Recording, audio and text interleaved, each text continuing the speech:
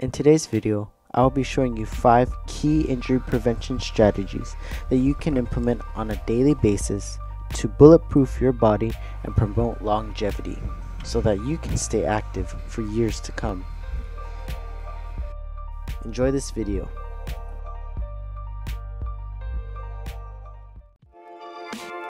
Having good technique is crucially important towards injury prevention because it allows your body to move in the way that is most efficient and in the way that is most safe. When you have good technique, your chances of injury go down by a lot. And if you don't have good technique, your chances of injury will be very high. Sometimes when we start to get injured, we look towards back braces and knee braces and things of that nature to help fix or to prevent further injury. But in reality, we need to fix the technique first before we look towards the other things. A really great tip that you can start using in your daily activities is to get a camera and record yourself and analyze very closely your technique and compare it to those who have very good technique and make adjustments as necessary. Do this every single day and I guarantee that your technique will greatly improve and your injuries will greatly decrease. Another aspect of injury prevention that is very closely connected with technique is good mobility. Mobility is defined as our body's ability to get into positions that are safe and effective for movement. Even though we may know what good technique is and how to do specific types of movements, sometimes our mobility prevents us from doing good technique.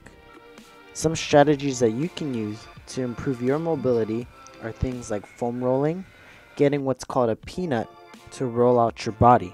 Generally, when you feel that a certain area of your body is tight, you want to work on the muscles all around that muscle. And when you do work on those, you want to look for tight spots. You'll know if it's tight when you get to a certain point and it's really sore. You want to stay there and kind of move around, flex, relax until it goes away, and then you slowly work your way up. For more information on mobility, I highly recommend Dr. Kelly Starrett's book called Supple Leopard. It goes very into depth about mobility, or you can check out his YouTube channel at Mobility WOD. One of the easiest favors that we can do for ourselves is to stay hydrated. Not only does staying hydrated help you to feel better and to perform better, staying hydrated will also help keep your joints safe. That being said, forgetting to hydrate can result in joint pain, fatigue, decreased performance, and even diminishes your body's ability to recover from workouts and sickness. Since everybody is different, the water they need to consume a day will differ, but generally a person should consume 8 liters of water a day. An optional thing you can do to make sure your body absorbs all the water that you drink is to add a pinch of iodized salt or to buy a hydration supplement like the one shown here. I recommend carrying around a water bottle wherever you go so that you always remember to stay hydrated. Pain is your body's way of telling you that something is wrong. When we experience pain, it's in our best interest to find out why we're in pain and how we can address it. Sometimes we can get caught up in the Rocky Balboa attitude where we ignore the pain and we keep pressing on.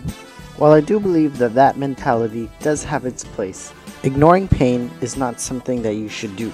The sooner you find out the source of the pain, the sooner you'll be able to train with maximum capacity. When I say pain, I don't mean the pain that comes from working really hard. I'm talking about the kind of pain that you know is some kind of injury waiting to happen.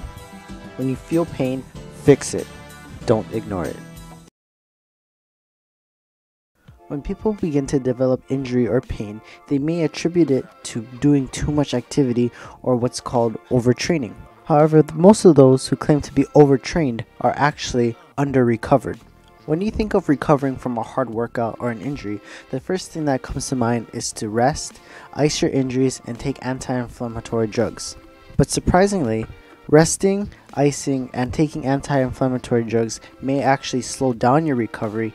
The last thing you want to do after doing a hard workout or getting injured is to stay still and be sedentary. Being a couch potato is actually counterproductive. What's bad is the swelling that occurs from inflammation. Without inflammation, our body wouldn't be able to heal itself. To facilitate inflammation and to reduce swelling, doing non-strenuous exercise like taking a nice stroll on a nice summer day or cruising around on your skateboard. By doing as much pain-free movement as possible, you will pump out the swelling and you will help inflammation to run its course. Inflammation is the faucet water that'll get the dirty dishes clean. And swelling is the dirty dishwater that's left over. So forget the ice, forget the couch, and forget the drugs. If you want to recover effectively, do non-strenuous, pain-free movement. Last but certainly not least, do not forget to get your sleep. Sleep is the most important thing you can do to recover effectively. Thanks for watching.